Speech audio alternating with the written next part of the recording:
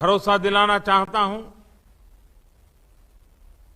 हमारे जवानों का बलिदान व्यर्थ नहीं जाएगा। हमारे लिए भारत की अखंडता और संप्रभुता सर्वोच्च है। दोस्तों, स्वागत है आपका सबसे बड़े सरकारी न्यूज चैनल पर। जी हां, आज की बड़ी खबर में सबसे महत्वपूर्ण खबर निकल कर आई है कि चीन से युद्ध के लिए तैयार है भारत। पूरे एलएसी पर बढ़ा दी सैन्य तैनाती, किसी भी समय हो सकता है युद्ध। जी हां, जानेंगे इस खबर को विस्तार से। इसके साथ ही दोस्तों, अमित शाह का बड़ा ऐलान, लॉकडाउन को लेकर किया है ये फैसला। ऐसे होगा कोरोना कंट्रोल। जी हां दोस्तों, कोरोना को लेकर अब केंद्र सरकार कड़े से कड़े एक्शन लेने की तैयारी में है। और दोस्तों, इसके साथ ही जानेंगे कि पतंजलि ने किया दावा, 2 हफ्तों में बाजार में उपलब्ध हो जाएगी कोरोना की दवा। जी हाँ दोस्तों, आप ही बताइए इस दावे से आपको कितनी उम्मीद है। और इसी के साथ ही क्या 20 जून से होने वाला है सख्त लॉकडाउन, जानेंगे इसके बारे में। सरकार की तरफ से क्या कुछ प्रतिक्रिया आई है। जी हाँ दोस्तों, और साथ में भारतीय रेलवे के साथ साथ बैंक की तरफ से भी ऐसी ढेरों अच्छी खबरें आई हैं जिन्हें आप जानना चाहेंगे। तो दोस्तों, हर खबर को विस्तार से जानने के लिए देखते रहिए इस वीडियो को अंत तक। दोस्तों, यदि आप हमारे चैनल पर पहली बार आए हैं तो चैनल को सब्सक्राइब बटन पर क्लिक करें और छोटी सी घंटी को भी बजा दें। दोस्तों, इस वीडियो में आगे जाने से पहले आपसे छोटी सी रिक्वेस्ट है कि आप इस वीडियो को लाइक कर दें, शेयर कर दें, क्योंकि आपका लाइक शेयर करना ही हमारी मेहनत का फल होता है। दोस्तों, चलिए चलते हैं खबरों की तरफ। चीन से युद्ध के लिए तैयार है भारत, पूरे एलएसी पर बढ़ा दी सैन्य तैनाती, किसी भी समय हो सकता है युद्ध। जी हाँ दोस्तों, चीन कई बार अपनी दादागिरी दिखाने के लिए सीमा पर तनाव पैदा करता है और भारत को डराना चाहता है, लेकिन इस बार उसे ऐसी थप्पड़ पड़ी है जिसे वो कभी नहीं भूल पाएगा। तो भारतीय सेना के साथ हुई झड़प में लात घूंसों से मार पड़ी पहले, और फिर भारत की आक्रामक नीति के कारण उसे पीछे हटना पड़ा। दोनों देशों के बीच हुई बातचीत से चीनी सेना पीछे हटने को तैयार हो गई है, क्योंकि उसे इस बात का अंदाजा लग गया था कि भारत ने युद्ध की तैयारी कर ली है। जैसे ही चीन ने सीमा पर सैनिकों की संख्या बढ़ाई, भारत ने तुरंत एक्शन लेते हुए पूरे एलएसी पर सैन्य तैनाती कर दी। भारत के इस आक्रामक रूप को देखते हुए चीनी सेना पीछे हटने को तैयार हो गई है। जानकार बताते हैं कि भारत के पलटवार से चीनी सेना डर गई और वो 2 किलोमीटर पीछे हटने को तैयार हो गई। ऐसा इसलिए हो क्योंकि उसे पता चल गया कि भारतीय सेना पूरी तैयारी के साथ आई है। दोनों देशों के बीच सीमा पर उत्पन्न हो रहे तनाव में भारतीय सेना चीन पर हावी दिखाई दे रही है। आइए बात करते हैं अगली बड़ी खबर की। पतंजलि का दावा, 2 हफ्तों में बाजार में उपलब्ध हो जाएगी कोरोना की दवा, ऐसे करेगी काम। जी हाँ दोस्तों, पतंजलि योगपीठ के आयुर्वेदाचार्य आचार्य बालकृष्ण ने दावा किया है कि करीब 2 हफ्तों में कोरोना वायरस की दवा बाजार में उपलब्ध हो जाएगी। उन्होंने बताया कि आयुर्वेदिक दवाओं के खास मिश्रण से कोरोना का इलाज पूरी तरह से संभव है। आचार्य बालकृष्ण का कहना है कि कोरोना संक्रमण से बचाने में यह मिश्रण बतौर वैक्सीन प्रोफाइल एक्टिव भी पुख्ता काम करता है। आचार्य बालकृष्ण ने बताया कि करीब 4 महीने के शोध के बाद ये बात सामने आई है कि अश्वगंधा, गिलेव, तुलसी व अन्य जड़ी बूटियों के मिश्रित अनुपात में ये सेवन करने से कोरोना से संक्रमित व्यक्ति को न सिर्फ पूरी तरह से ठीक किया जा सकता है, बल्कि इसका नियमित सेवन संक्रमित भी नहीं होने देता है। बालकृष्ण ने बताया कि शोध के दौरान 12 से अधिक शोधकर्ताओं ने करीब 5 माह तक आयुर्वेदिक गुणों वाले 150 से अधिक पौधों की 1550 से ज़्यादा कंपाउंड पर दिन रात शोध किया है। बात करें अगली बड़ी खबर की। रेल यात्रियों के लिए अच्छी खबर, जल्द ही पैसेंजर ट्रेन चलाएगा रेलवे, तैयारी शुरू। जी हाँ दोस्तों, यात्रियों के लिए अच्छी खबर है, जल्द ही पैसेंजर ट्रेनों की शुरुआत करने जा रहा है रेलवे। अधिकारियों के अनुसार रेलवे राज्य के अंदर लोकल ट्रेनों का संचालन करेगा। राज्य के बाहर जाने के लिए इंटरसिटी फिलहाल नहीं चलेगी। रेलवे के अधिकारियों के अनुसार अनलॉक 1 में स्पेशल ट्रेनों के साथ स्थानीय स्तर पर यात्रियों को सुविधा प्रदान करने के लिए पैसेंजर ट्रेनों की शुरुआत करने की तैयारी है।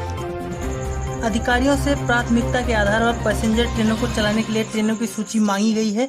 मुजफ्फरपुर जंक्शन से सीतामढ़ी और दरभंगा रोड पर पैसेंजर ट्रेन चलाने की तैयारी चल रही है। लॉकडाउन खत्म होने के बाद लगातार पैसेंजर ट्रेनों को चलाने की मांग उठ रही थी, लेकिन अभी रेलवे के अधिकारी ये स्पष्ट बोलने से बच रहे हैं कि पैसेंजर ट्रेनों का परिचालन कब से होगा।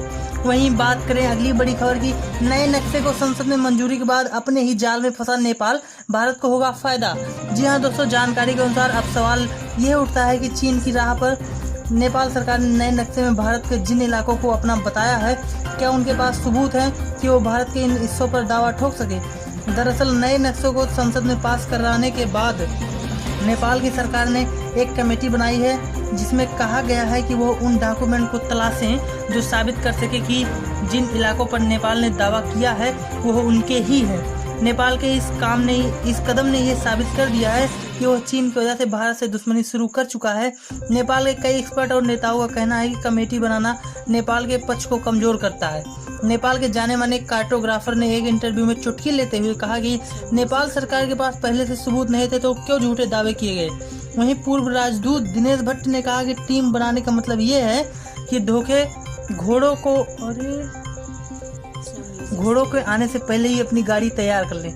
उन्होंने कहा कि नेपाल की इस गलती से भारत को फायदा उठाने का मौका मिल गया है। तो बात करते हैं अगली बड़े खबर की। क्या 20 जून से होने वाला है सख्त लॉकडाउन? जी हाँ दोस्तों, सोशल मीडिया पर पिछले कुछ दिनों से ऐसे पोस्ट किए जा रहे हैं जिनमें कुछ लोग ये दावा कर रहे हैं कि दिल्ली एनसीआर में 20 जून से 4 हफ्ते के लिए सख्ती के साथ लॉकडाउन लागू किया जाएगा। सोशल मीडिया पोस्टों में यहाँ तक दावा किया जा रहा है कि इस बार लॉकडाउन में किसी को बाहर जाने की अनुमति नहीं दी जाएगी। सोशल मीडिया पर शेयर किए जा रहे पोस्टों की चर्चा आम लोग भी करते देखे जा सकते हैं। लगातार बढ़ते मामलों के मद्देनजर लोग इन पोस्टों को सही भी मान रहे हैं, लेकिन पीआईबी फैक्ट चेक ने ट्वीट करते हुए इन पोस्टों को पूरी तरह से गलत करार दिया है। ट्वीट में कहा गया है कि ये पूरी तरह से गलत है, इस तरह की कोई योजना प्रस्तावित नहीं है। कृपया इस तरह की अफवाहों से सावधान रहें। दोस्तों, हो सकता है ये फर्जी पोस्ट हैं, लेकिन देश की हालत को देखते हुए आपको क्या लगता है, लॉकडाउन होना चाहिए या नहीं? बात करें अगली बड़ी खबर की। घर घर बांटी जाएगी इम्यूनिटी बढ़ाने की दवा, होम्योपैथी दवाओं के परीक्षण की तैयारी। जी हाँ दोस्तों, कोरोना मरीज के इलाज में होंगे होम्योपैथिक दवाओं के परीक्षण की जा रही है। दवाओं के परीक्षण के लिए तिथि घोषित नहीं की गई है। होम्योपैथिक शोध संस्थान के वैज्ञानिक इस कार्य से जुड़े संस्था से डॉक्टर संवेदनशील स्थानों पर प्रतिरोधक क्षमता बढ़ाने के लिए होम्योपैथिक की दवाई देंगे। कोरोना मरीजों के इलाज के दौरान किसी भी मरीज के सिर्फ होम्योपैथिक की दवाई नहीं दी जाएगी, बल्कि एलोपैथिक दवाओं के साथ साथ होम्योपैथिक सहायक दवा के रूप में काम करेगी। इस परीक्षण के दौरान मरीजों को 2 समूहों में रखा जाएगा।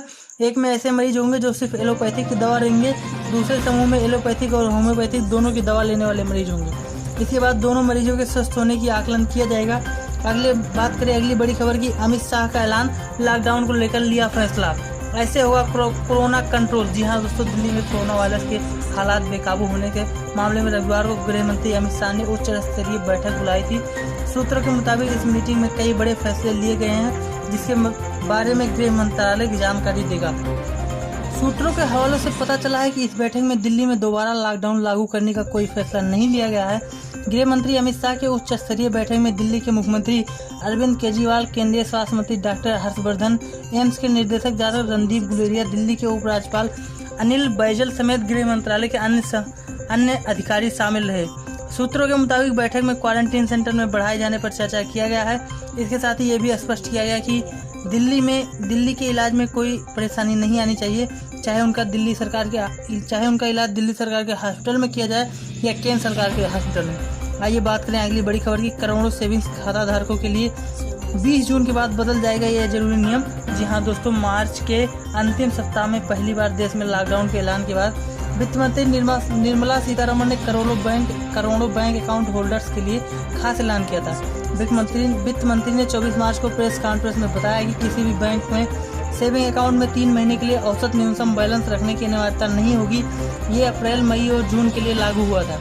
अभी तक वित्त मंत्रालय या किसी भी बैंक से इस बारे में स्पष्टता नहीं मिली है कि इस छूट को आगे भी बढ़ाया जाएगा या नहीं। केंद्र सरकार के ऐलान के पहले ही भारतीय स्टेट बैंक ने कहा था कि वो सभी सेविंग्स बैंक अकाउंट पर न्यूनतम बैलेंस की बाध्यता को खत्म कर रहा है। देश के सबसे बड़े बैंक ने 11 मार्च को एक बयान जारी कर कहा कि एसबीआई के सभी 44.51 करोड़ सेविंग्स बैंक अकाउंट पर औसत न्यूनतम बैलेंस नहीं रखने पर कोई चार्ज नहीं लिया जाएगा। इसके पहले मेट्रो शहरों में एसबीआई के सेविंग्स अकाउंट में न्यूनतम 3,000 रुपये रखना अनिवार्य था। इसी प्रकार अर्ध शहरी और ग्रामीण क्षेत्रों के लिए रकम क्रमशः 2,000 रुपये और 1,000 रुपये थी। मिनिमम बैलेंस नहीं रखने पर एसबीआई ग्राहकों से 5 से 15 रुपये प्लस टैक्स वसूलता था। बात करें अगली बड़ी खबर की। चीन से सीमा विवाद और बोले राजनाथ सिंह, भारत अब कमजोर नहीं रहा, राष्ट्रीय गौरव के साथ नहीं करेंगे समझौता। जी हाँ दोस्तों, चीन के साथ गतिरोध के बीच रक्षा मंत्री राजनाथ सिंह ने कहा कि भारत अपने राष्ट्रीय गौरव के साथ कभी समझौता नहीं करेगा। साथ ही उन्होंने कहा कि देश की सुरक्षा क्षमता बढ़ी है और भारत अब कमजोर देश नहीं रहा। जम्मू कश्मीर के लिए डिजिटल तरीके से जन संवाद रैली को संबोधित करते हुए राजनाथ सिंह ने विपक्ष को भी आश्वस्त किया कि सीमा विवाद पर केंद्र सरकार किसी को भी अंधेरे में नहीं रखेगी और उचित जानकारियां साझा करेगी। राजनाथ सिंह ने कहा कि मैं ये आश्वस्त करना चाहता हूं कि किसी भी परिस्थिति में राष्ट्रीय गौरव से समझौता नहीं करेंगे। भारत राष्ट्रीय सुरक्षा के मामले में मजबूत हो गया है। भारत अब कमजोर नहीं रहा, लेकिन ये ताकत किसी को डराने के लिए नहीं है। अगर हम अपनी ताकत बढ़ा रहे हैं तो अपने देश की सुरक्षा के लिए कर रहे हैं। आइए बात करते हैं अगली बड़ी खबर की। चीन क्यों मंगवा रहा है दुनिया भर से ऊंचे दाम पर गधे। जी हाँ दोस्तों, हाल ही में पाकिस्तान में आर्थिक मामलों के सलाहकार अब्दुल हफीज ने बताया कि देश में गधों की आबादी 55 लाख से ज़्यादा हो गई है। इस कोरोना के कारण पाकिस्तान की खस्ता हाल के लिए अच्छी खबर माना जा रहा है। वो इसलिए क्योंकि पाकिस्तान चीन को हर साल 80,000 गधे बेचता है, जिसके बदले उसे मोटी रकम मिलती है। गधों की संख्या और बढ़े, इसके लिए चीन की कंपनियों ने पाकिस्तान में भारी इन्वेस्टमेंट किया है। ट्रेडिशनल दवाओं पर काफ़ी यकीन करने वाले चीन में गधे के खाल से दवा बनाई जाती है, जो काफ़ी लोकप्रिय है। गधे के चमड़े से बनने वाले जिलेटिन यानी गोदनुमा पदार्थ से चीन में जियाओ नाम की दवा बनाई जाती है। ट्रेडिशनल चाइनीज मेडिसिन के तहत आने वाली ये दवा शरीर की इम्यूनिटी बढ़ाने के लिए दी जाती है।